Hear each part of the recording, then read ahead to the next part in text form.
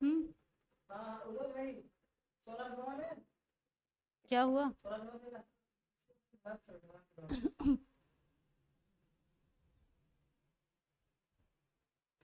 Hello everyone, welcome to the target of home science academy. तो एक बार फिर से आप सभी का ऑनलाइन प्लेटफॉर्म पे स्वागत है।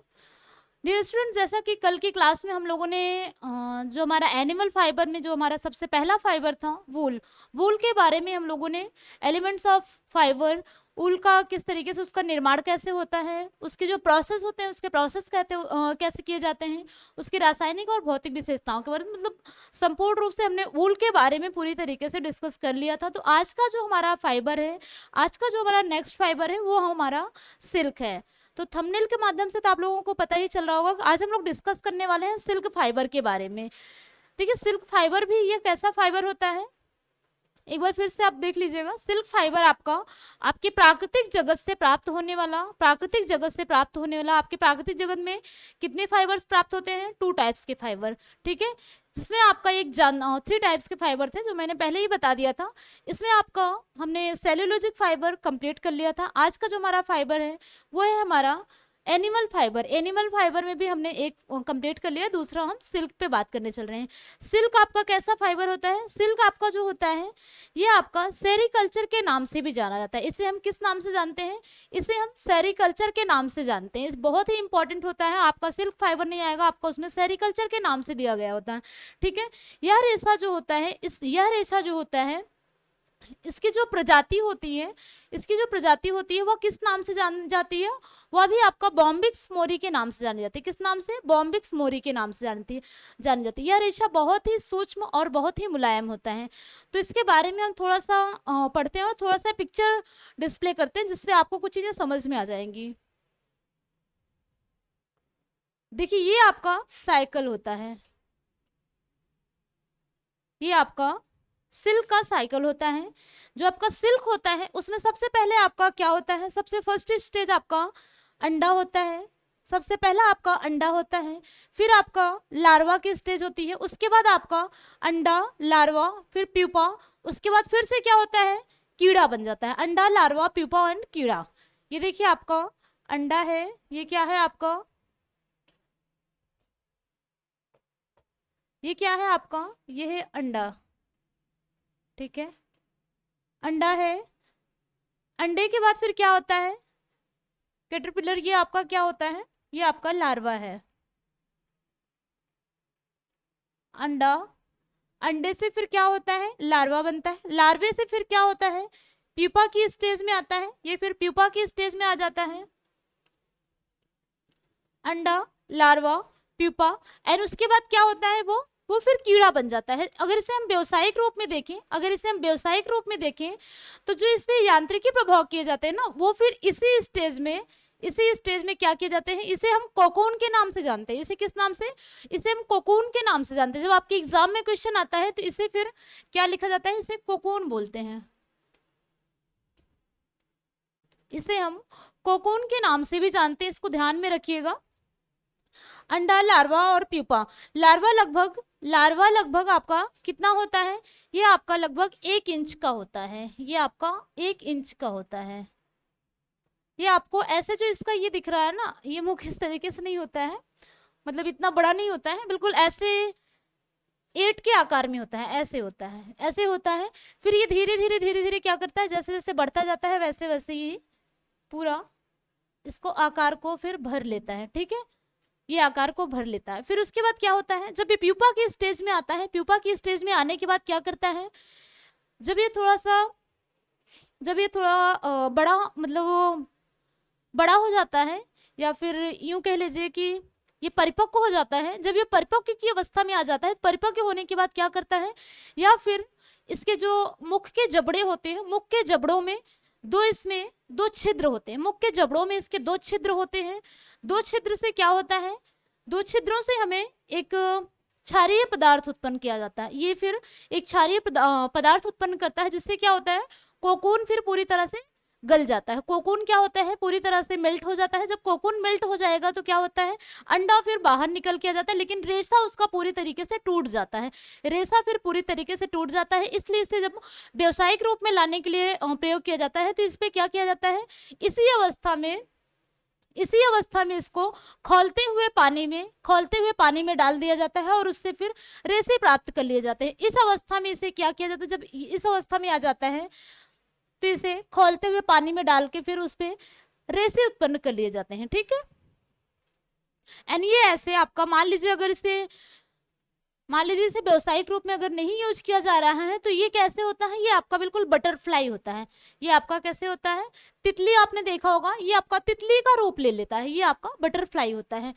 इसके बाद फिर से क्या होता है, जब आपका तितली होता है तो तितली से भी क्या होता है, जो बटरफ्लाई होता है उससे भी जब अंडा होता है, उससे भी अंडा होता है, तो फिर क्या होता है, ये आपका एक का रूप लेता है। एक के बाद फिर से क्या होता है, ये प्यूपा की स्टेज में आ जाएगा। फिर से ये प्यूपा की स्टेज में लार्वा की स्टेज में आएगा, एक लार उत्पन्न करेगा। लार्वा के बाद फिर क्या होगा, प्यूपा, फिर इसी तरीके से बटरफ्लाई। मतलब ये साइकिल होता है इसका, ये साइकिल, इसका जीवन चक्र ये चलता रहता है। ठीक,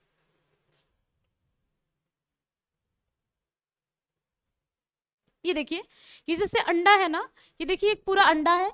अंडा क्या करता है, जब ये इसमें क्षारीय पदार्थ को जब छोड़ेगा, क्षारीय पदार्थ जब छोड़ता है तो क्षारीय पदार्थ छोड़ने के बाद क्या होता है कि वो कोकून जो होता है, कोकून पूरी तरह से मेल्ट हो जाता है। ये देखिए मेल्ट हो गया है।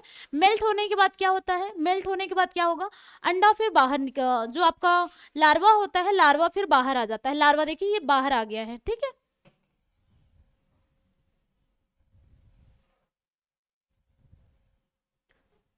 ये फिर बाहर आ जाएगा। इसके बाद इसकी जो थर्ड स्टेज होती है, यहाँ पे यूं समझ लीजिए, ये आपका क्या है, एग है, अंडा। अंडे के बाद क्या होता है, अंडे के बाद फिर आपका लार्वा की स्टेज आता है। लार्वे के बाद फिर क्या होता है, ये आपका स्केल वोर्म है। ये आपका इस तरीके से आपका ये जो लार्वा के बाद की जो स्टेज होती है ना, इस तरीके से आपका बिल्कुल एट के आकार में हो जाता है, ये स्टेज होता है।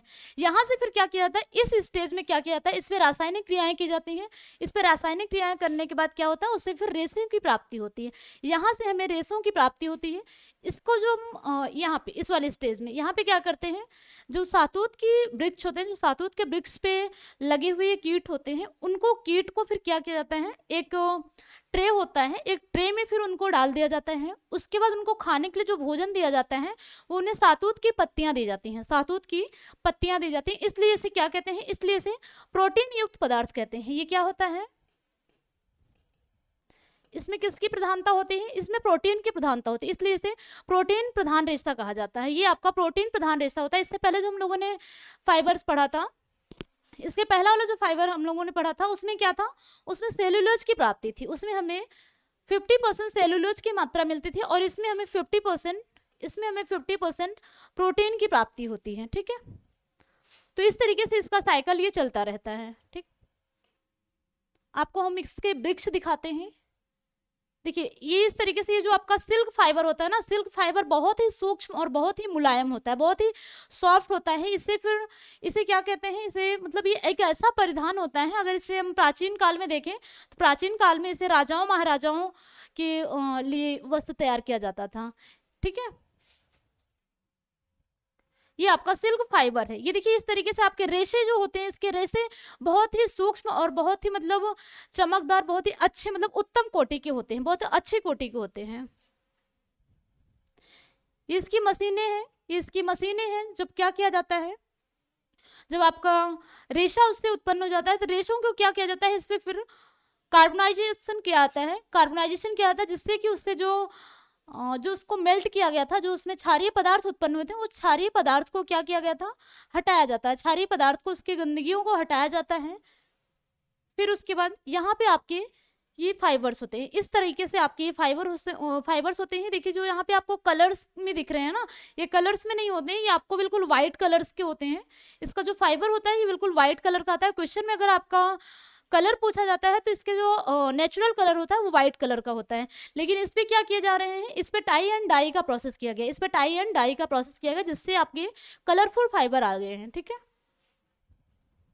एंड ये आपके ये आपके लास्ट की जो इसमें परिसज्जाएं की जाती हैं, लास्ट की जो आपकी फिनिशिंग होती है, फिनिशिंग देखिए बिल्कुल इस तरीके से होती है। यहाँ पे पूरे रेशे होते हैं, छोटे छोटे रेशे होते हैं। उन रेसों को क्या किया जाता है, उस पर एक मैंने आपको रोलर का बताया था, रोलर के माध्यम से क्या किया जाता है, पूरा उस पर वस्त्र तैयार किया जाता है। ये आपका परिधान इस तरीके से बहुत चौड़े चौड़े से, मतलब बहुत ही, मतलब आप उसको यूं कह लीजिए कि इस पे जो पूरी कटाई की जाती है, मतलब बहुत बड़े बड़े टाइप्स के आपके पूरे परिधान तैयार किए जाते हैं, फिर उस पर अपने अनुकूल फिर उस पर कटाई करके तैयार किए जाते हैं। ठीक है, आई थिंक अभी इसका जो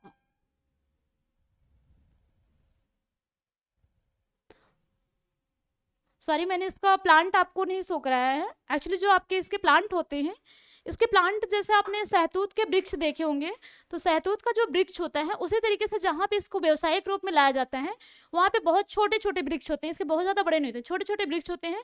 उस पर क्या होता है, सहतूत के पत्तियाँ उसे तोड़ ली जाती हैं, पत्तियों को तोड़ के फिर इसको खाने के लिए दिया जाता है। ठीक है, तो एक तरीके से इसे आप तीन चार चीज़ों को आप नोट कर लीजिएगा, तीन चार चीज़ों को आप नोट कर लीजिएगा। इसे क्या कहते हैं, जो रेशम होता है, रेशम को हम सेरीकल्चर के नाम से जानते हैं, रेशम को हम सेरीकल्चर के नाम से जानते हैं, इसे हम सेरीकल्चर, इसे हम सेरीकल्चर के नाम से जानते हैं, सेरीकल्चर के नाम से जानते हैं। इसके जो हमें प्रजातियां मिलती हैं, इसे जो हमें प्रजातियां प्राप्त होती हैं, कौन सी प्रजाति का होता है, ये आपका बॉम्बिक्स मोरी होता है, बॉम्बिक्स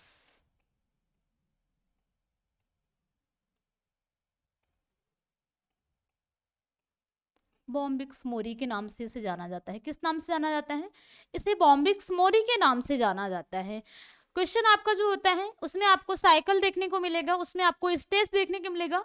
स्टेज हमेशा याद नहीं होता है, वैसे अगर आप स्टेज याद करेंगे तो याद नहीं होगा, इसीलिए मैंने पिक्चर डिस्प्ले किया है जिससे आपको ये साइकिल समझ में आ जाएगी। इसका जो साइकिल होता है अगर आपको एग्जाम में लगाना पड़ जाए तो इसके साइकिल को आप एक बार देख लीजिए। साइकिल इसका ऐसे एज इट इज ऐसे ही रहेगा।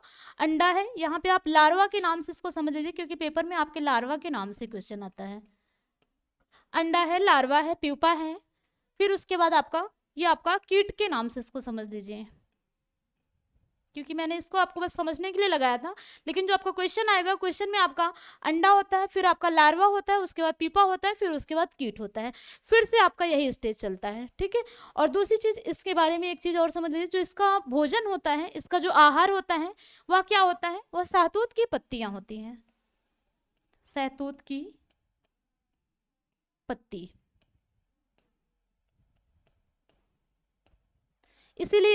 इसीलिए इसे प्रोटीन प्रधान रेशा कहा जाता है, इसीलिए इसे प्रोटीन प्रधान रेशा कहा जाता है।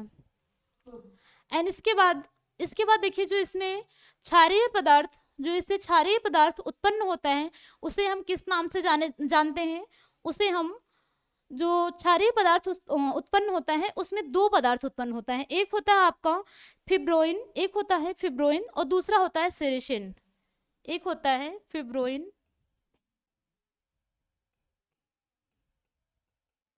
एक होता है फिब्रोइन, क्योंकि मुख से इसके जो जबड़े होते हैं वहां से दो छिद्र होते हैं, उन छिद्रों को भी हम बता रहे हैं क्या कहते हैं, एक होता है फिब्रोइन और दूसरा होता है सिरोसिन, सिरोसिन।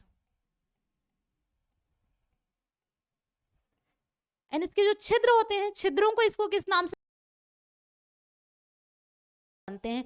जब आपने फाइबर पढ़ा था, इससे पहले जब आपने ऊल पढ़ा था, तो ऊल का जो हमने प्रोसेस पढ़ा था, प्रोसेस में हमने क्या पढ़ा था कि जब हमें रेशों की प्राप्ति हो जाती है तो उसको क्या करते हैं, हम स्पिन रेट के माध्यम से गुजारते हैं और उसके बाद अपने अनुकूल हम क्या करते हैं, अपने अनुकूल हम रेशों को प्राप्त कर लेते हैं। तो यहाँ पे जो आपके उसके छिद्र होते हैं उसे हम स्पिन रेट के नाम से जानते हैं। किस नाम से जानते हैं, इसे हम स्पिन रेट के नाम से जानते हैं,